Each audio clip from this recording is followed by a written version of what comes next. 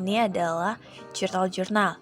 Yang pertama adalah Petty Cash Journal. Di sini ada judulnya Udhesiva Lavanya Petty Cash Journal Month of December 2022.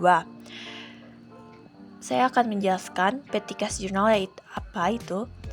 Petty Cash Journal adalah digunakan untuk mencatat transaksi berkaitan dengan kas kecil. Dan di sini dicatatnya harus kurang dari 1 juta atau pas 1 juta. Di sini ada tabel-tabelnya. Pertama ada date, tanggal, transaksi terjadi, evidence atau number bukti.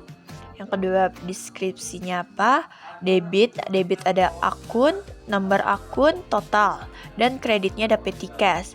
Oke, yang pertama di sini adalah bayar listrik di tanggal 19 FKKK01. Akunnya berarti listrik atau listrik expense karena kita membayar biaya atau beban listrik. Untuk membayar listrik ya teman-teman. Di sini akun numbernya ada 611 dan totalnya 500.000 di debit dan di kreditnya petty cash 500.000. Dan juga tanggal 26 FKK02 bayar telepon dan akunnya adalah telepon expense. Akun numbernya 612, total 350.000, petty cashnya 350. Jadi itulah pembayaran yang kurang dari 1 juta dan amountnya dari 500.000 tambah 350 sama dengan 450. Selanjutnya ada purchase journal. Purchase journal atau jurnal pembelian adalah jurnal khusus untuk mencatat pembelian barang dagang secara kredit. Dan isi-isinya seperti ini: date, nomor bukti, deskripsi, ref, debitnya ada merchandise, fed in, dan kreditnya akun payable. Judulnya sama ya teman-teman, cuma mengganti purchase journal saja. Date-nya tanggal terjadi, nomor buktinya, deskripsinya, ref-nya adalah kita harus mencentrangnya atau menceklis jika sesudah memposting ke buku besar pembantu piutang atau utang. Saya akan mencontohkannya. 1. Tanggal 2, nomor buktinya FB01, deskripsi PT Anindya, refnya sudah di checklist, merchandise-nya 6.040.000, fed in-nya 660.000, akun payable-nya 6.700.000. Harga yang sudah terjadi kayak bridge 60.000 dikali 100 sama dengan 6 juta ditambah dengan beban angkutnya 40.000 jadi 6.040.000 dan fed in-nya dikali 11%. Akun payable-nya hasil dari merchandise dan fed in. Dan seterusnya seperti itu. Rekapitulasi adalah melihat atau memastikan pencatatan benar atau salah. Dan di sini ada debit, akun number, amount, dan kredit pun seperti itu. Akun number di rekapitulasi ini adalah kita sudah memostingkannya di buku besar ya teman-teman. Selanjutnya ada Cash Payment Journal. Cash Payment Journal adalah jurnal pengeluaran kas atau kita mengeluarkan uang.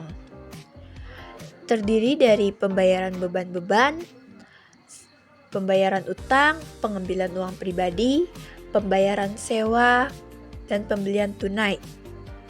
Di sini ada isinya atau di sini ada tabel-tabelnya. Ada date, nomor bukti, deskripsi, referensi, debitnya ada akun payable, merchandise, fed in, miscellaneous, kreditnya ada cash dan merchandise. Saya akan memberikan satu contoh. Misalnya di tanggal 6, PT Anindya, nomor bukti BKK01. Akun payable-nya 6.700.000, cash-nya 6.566.000, merchandise-nya di kredit 134.000. Ini sepertinya untuk membayar utangnya. Berarti utangnya 6.700.000 dan fed in-nya atau merchandise-nya 134.000. Jadi 6.700.000 dikurang 134 hasilnya 6.566.000. Saya akan memberikan contohnya satu lagi seperti tanggal 22 BKK02 nomor bukti deskripsinya adalah nama tokonya ya teman-teman, atau nama penjual tokonya, nama pembelinya. Di sini ada Tuan Jai. Di miscellaneous ada Perpet Rent, dan referensinya ini kita sudah mempostingnya ke buku besar. Amount-nya atau jumlahnya 20 juta, cash-nya 20 juta. Ini untuk membayar sewa gedung ya teman-teman.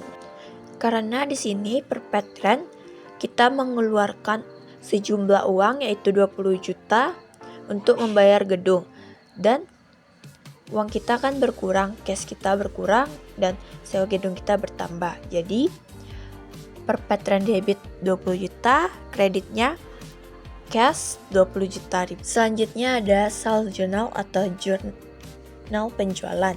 Di sini isinya sama ya teman-teman, cuma di debitnya ada akun receivable, COGS, kreditnya ada sales sama inventory dan fat out. Di sini aku bakalan kasih contoh. Tanggal 4, nomor bukti FG001, deskripsinya toko Azura. Referensinya dikasih checklist karena kita sudah memposting ke buku besar pembantu piutang atau utang.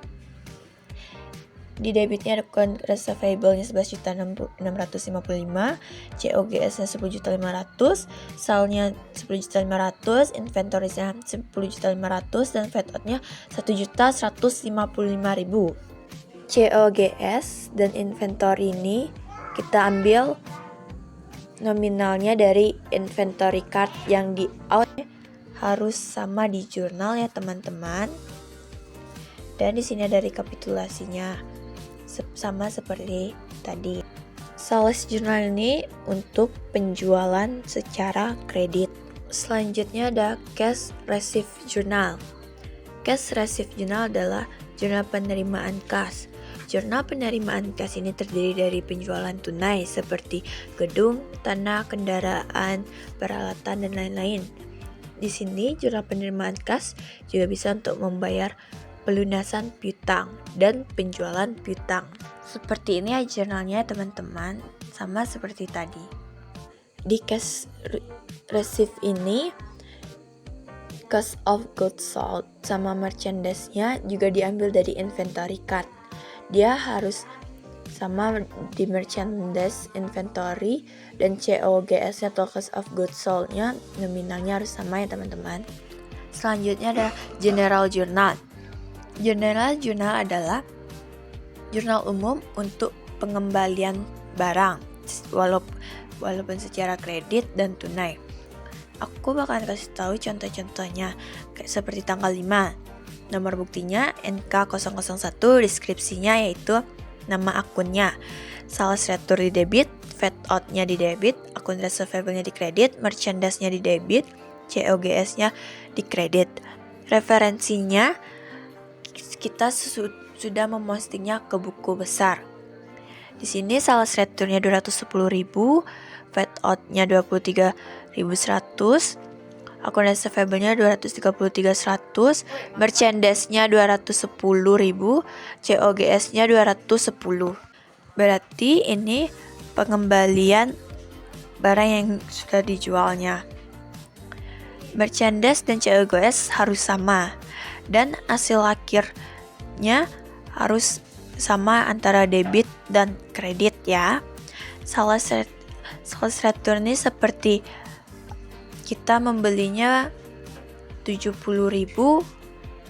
dan kita kembaliinnya 3 barang. Berarti 70.000 kali 3 yaitu 210, dan fat out-nya adalah PPN-nya dikali 11% jadi 23.100. Akun receivable-nya hasil dari sales return dan fat out. Selanjutnya ini adalah akun receivable subsidiary ledger atau buku besar pembantu piutang.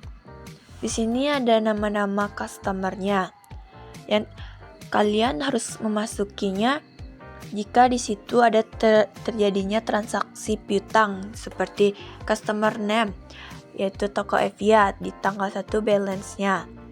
Balance-nya ini harus sama dengan di akun receivable list-nya yang di awal. Seperti tanggal 10 yaitu penjualan Berarti akun receivable-nya 6.660 di debit. Sementara di balance-nya 14 juta. Berarti 14 juta ditambah 6.660 sama dengan 20.660. Jika saldo awalnya di debit dan transaksi selanjutnya debit, berarti itu ditambahkan. Sebaliknya, jika balance-nya atau neraca awalnya di debit dan transaksi selanjutnya kredit, itu berkurang. Di sini ada list akun receivable balance. Kita masukkan toko Evia, toko Gladys, toko Azura. Kita masukkan hasil akhirnya. Di sini 20.526.000, 19.700.000, 7.536.900. Hasilnya harus sama dengan di buku besar piutang nantinya. Selanjutnya ada akun payable subsidiary ledger atau buku besar pembantu utang. Ini sama dengan piutang ya teman-teman. Berarti apapun yang transaksinya terjadi yang ada utangnya, kita masukkan ke buku besar pembantu utang atau piutang. Dan hasil akhirnya tuh harus sama dengan di buku besar utangnya ya teman-teman. Kalau tidak sama berarti itu tidak balance.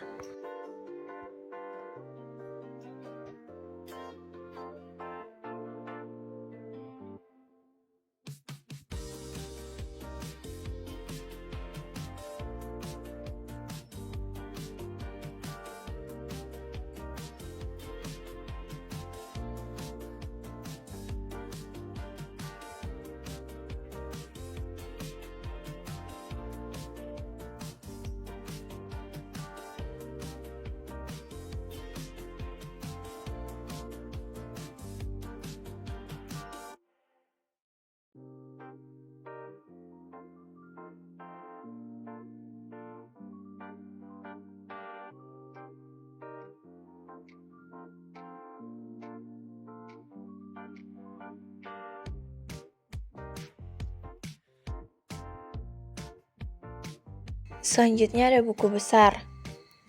Buku besarnya itu kita memposting yang sudah selesai di jurnal tuh kita posting ke buku besar. Jadi yang pertama di sini ada petty cash. Petty cash nomor akunnya 11. Jika kalian membuat buku besar, buatlah per tanggal.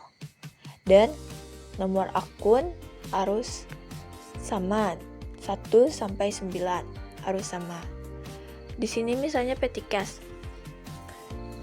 Di sini tabelnya ada tanggal, deskripsi atau keterangan, referensi, debit, kredit, dan di sini ada saldo, debit, dan kredit. Kalian juga bisa memakai debit, kredit, dan saldo. Dan selanjutnya misalnya di sini tanggal 1 balance. Balance nih di neraca awal kalian masukin ke buku besar. Referensinya kita kasih centang atau checklist. Di sini debitnya petty cash-nya 1 juta.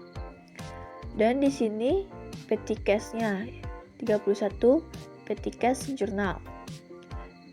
Di petty cash jurnal atau di jurnal kas kecil kita masukin ke buku besar hasilnya tuh sesuai dengan rekapitulasinya. Kita masukin ke sini dan refnya PCJ.1 500.000, berarti 1 juta dikurang 500 sama dengan 500.000. Petty cash jurnal satu lagi ada lagi. Kita buat lagi 350, berarti 500 dikurang 350 sama dengan 150. Di sini ada juga cash payment journal. Berarti debitnya 500.000 dan berarti 150 ditambah 500 sama-sama debit, berarti kita tambahkan.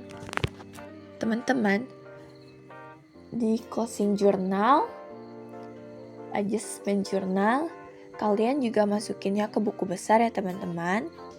Sepertinya di cash di sini ada adjustment journal 1.180.000. Di debitnya 39.829.385 rupiah. Berarti ditambahin 39.829.385 ditambah 1.980 Hasilnya Rp41.809.385. Jika ada closing journal, masukkan juga. Contohnya di sini ada telepon expense, nomor akunnya 612. Di sini tanggal 31 Petty Cash Journal. Referensinya CPJ.1. Berarti kita masukin 350.000 di debit dan saldonya 350.000 di debit juga. Jika ada closing journal, itu wajib kita hapus atau kita tidak adakan. Berarti di sini closing journal, berarti CJJ.1 350.000 kredit dikurang 350.000 di debit, berarti habis dia harus ditutup. Karena di closing journal tuh kita harus tutup ya teman-teman. Kalau ada adjustment kita masukkan juga. Jika sudah buku besar tuh kita masuk ke trial balance. Trial balance tuh yang ada di buku besar, yang sudah ada semuanya di cash payment journal, cash receipt, purchase, sales, petty cash, general journal udah masuk ke dalam buku besar. Kita masukkan ke trial balance. Kita tambahkan semuanya di debit, di kredit. Dia harus sama antara debit dan kredit.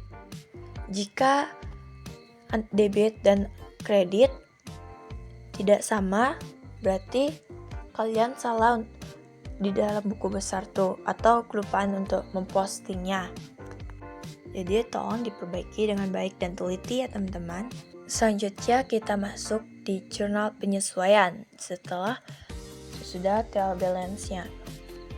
Jadi di sini ada penyesuaian. Di sini ada deskripsinya. 1. Perlengkapan yang terpakai sebesar 2 juta. 2. Disusutkan peralatan sebesar 1 juta dari harga perolehan. 3.